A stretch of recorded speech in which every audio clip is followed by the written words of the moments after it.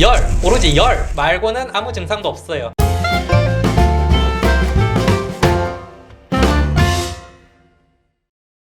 배꼽손! 안녕하세요. 말랑닥터 김영지입니다. 좋아요 꾹, 구독 꾹 눌러주시면 더 좋은 영상으로 보답할게요. 제 채널이 구독자 500명이 넘어갔네요. 항상 감사합니다. 리액션이 있다라 죄송한데 기쁜 거예요. 구독자 100명 넘어갔을 때처럼 이상한 짓 안 하고 언제나처럼 차분하게 오늘의 영상을 진행해 볼게요. 오늘 제가 얘기 드릴 내용은 요로 감염이랑 관련된 것들인데요. 요로 감염이랑 관련된 컨텐츠는 여기저기 많으니까 오늘 저는 소아 요로 감염이랑 관련된 많이들 궁금해 하시는 것과 그리고 제가 꼭 드리고 싶은 얘기 몇 가지 위주로 얘기를 드릴게요.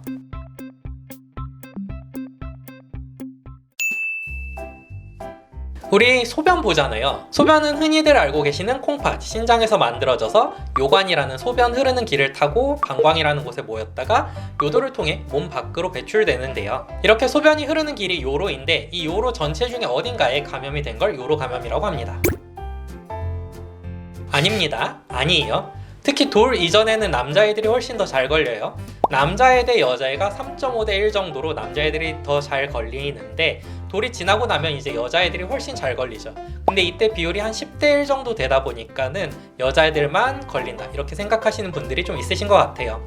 근데 돌 이전에는 남자애들이 훨씬 더 잘 걸린다는 거. 요로 감염이 애들한테서 감기를 포함한 호흡기계 감염 다음으로 가장 흔한 감염병이긴 하지만 3개월 미만 아이들은 열이 난다고 해서 요로 감염을 먼저 생각하지는 않아요. 걔네들은 아직 어려서 면역이 좀 잘 안 만들어져 있다 보니까 감염에 훨씬 취약하거든요. 대부분의 요로 감염은 소변이 흘러가는 길을 통해서 균이 거꾸로 거슬러 올라가는 거란 말이죠. 그 힘찬 소변의 흐름을 거스르면서까지 말이에요. 대부분은 이렇고 피 속에, 몸속에 균이 돌아다니다가 소변을 타고 균이 흘러나오는 일은 굉장히 드문데 3개월 미만 아이들은 이런 일이 생길 수가 있어요. 왜냐면 얘네는 균이 들어오면 반응을 잘 못하니까 균이 몸 전체를 돌아다닐 수 있다는 거죠. 심하면 머리까지도 넘어갈 수도 있고요. 그래서 3개월 미만 아이들은 요로 감염만 먼저 생각하진 않는다. 몸 전체가 감염됐을 가능성을 먼저 생각한다. 이렇게 생각하시면 됩니다. 그냥 운이 좀 나빴던 거예요.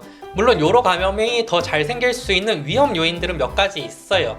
예를 들어서 뭐 여자아이들 대변을 뒤에서 앞으로 생식기 쪽 방향으로 닦아준다든지 남자아이들 같은 경우 포경 수술을 안 했다든지 이런 것들 말이에요. 근데 이게 요로 감염 왜 걸리나요 하고 검색을 해보면은 아이의 생식기를 비위생적으로 관리하면 걸릴 수 있습니다 이러고 나온단 말이죠. 그럼 아이들이 요로 감염 걸리면 엄마 아빠가 이걸 검색해보고서 내가 생식기 관리를 더 깨끗하게 했어야 되는데 미안해 이러고 생각하시기도 하는데 아니에요. 저런 원인들이 있을 때 걸릴 수 있는 위험도가 조금 올라간다 정도는 있지만 그것 때문에 요로 감염에 걸렸다라고 딱 잘라 말하기는 좀 애매해요. 뉘앙스가 살짝 다릅니다. 우리 아이가 방광, 요관, 역류가 있다든지 하는 몇 가지 명확한 경우를 제외하고서는 그냥 길 가다 넘어졌다 생각하시면 됩니다. 아이들 생식기 관리 정말 너무 깨끗하게 해주고 기저귀도 제때제때 갈아주고 해도 걸릴 수도 있어요. 그러니까 절대 엄마 아빠의 잘못이 아니니까 아이한테 너무 죄책감을 갖지는 마세요. 이건 역시 검색해서 나오는 어른들 요로 감염 증상 기준으로 생각하시면 곤란해요. 좀 큰 애들한테 나타나는 증상 기준으로 생각하셔도 곤란하고요. 뭐 예를 들어서 소변을 너무 자주 본다든지 소변 볼 때 아프다든지 옆구리가 아프다든지 이런 것들 말이에요. 대부분은 열! 오로지 열! 말고는 아무 증상도 없어요. 뭐 애들이 보채거나 토하거나 설사하거나 이런 증상들이 나타날 수는 있는데 이거는 뭐 아이들 컨디션만 좀 안 좋아도 나타날 수가 있잖아요. 그러니까 이런 것들을 가지고 얘가 요로 감염이겠다 라고 판단할 수는 없다는 거죠. 그러니까 어린애들이 고열이 있는데 열이 날 이유가 아무리 진찰을 해봐도 아무것도 없어요. 그러면 요로 감염을 꼭 생각을 해봐야 됩니다. 실제로 열만 있는 아이들 5명에 1명은 요로 감염이 나오거든요. 증상이 열밖에 없으니까 아이 소변 검사를 해보자.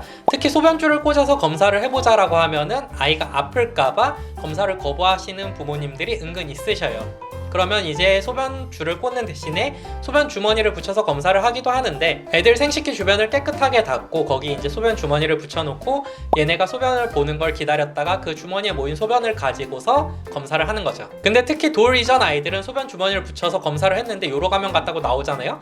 그러면 결국에는 소변줄을 꽂아서 다시 재검사를 해야 돼요.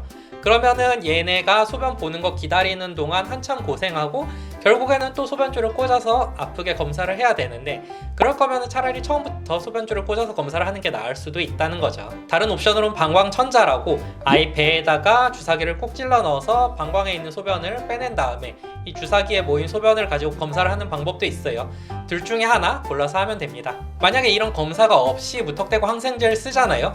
약이 잘 들으면은 하루 이틀 정도 지나면서 열이 잡힐 수도 있어요. 근데 문제는 뭐냐? 요로 감염이 정말 찐으로 있었다고 하면 권장하는 항생제 치료 기간이 14일이에요. 무려 14일. 그 이전에 약을 끊을 경우 요로 감염이 재발을 한다든지 내성균이 생긴다든지 이럴 위험성이 높아져요. 근데 검사를 안 하고 얘가 열이 잡혔다? 그런 아이들을 14일 동안 항생제를 먹자고 하면은 먹을까요? 의사도 자신있게 14일 동안 약을 먹자라고 얘기하기 힘들걸요? 그래서 검사하고 확인하는 과정이 필요한 겁니다. 오늘 제가 준비한 영상은 여기까지예요. 그럼 항상 건강한 육아하시고 다음에 다시 만나요. 감사합니다.